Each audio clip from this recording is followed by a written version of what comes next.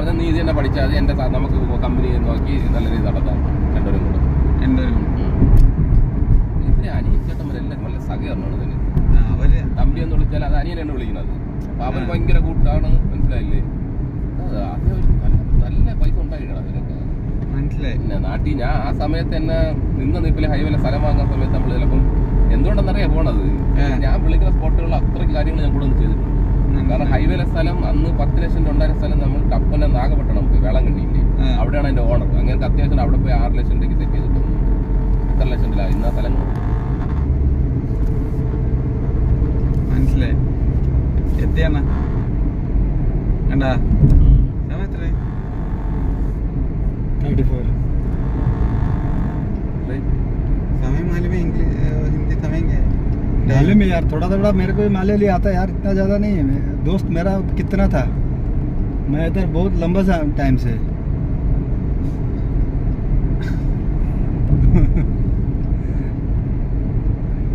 मेरा मलाली फ्रेंड था। वेलकम। और वो नाना के बैकलैंड इधर ही छोड़ेगा, इजी है इधर। शारजा में इतना टेंशन नहीं है, ओनली गो कीप कंटिन्यू। പൈസ അടച്ചിട്ട് ഇറങ്ങിപ്പോയതല്ലേ. आपका नाम क्या है भाई? मेरा राजेश। राजेश, अजिलर राजेश, ठीक है। मेरा नाम अलाउद्दीन, याद रखने का। कभी कभार हमको मालूम है उधर। Thank you.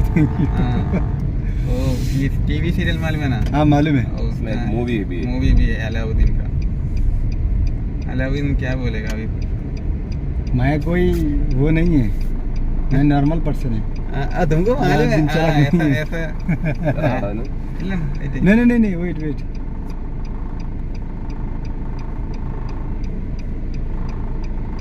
ഇവിടെ 5 മിനിറ്റ് വെയിറ്റ് ചെയ്യാം. ഞാൻ തൊട്ട് വരാണ് ഇവിടുന്ന് വല്ല സ്ഥലം കാണിച്ചു തരാം.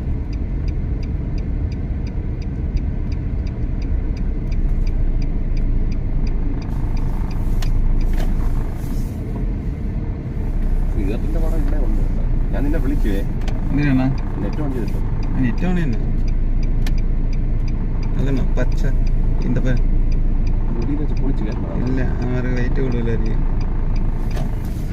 വെയിറ്റ് കൂടുതലല്ലെങ്കിൽ ഇനിയും കാണുമായിരിക്കും, കൊണ്ടുപോകാനല്ലായിരിക്കും. അന്നം അതൊക്കെ പറഞ്ഞല്ലേ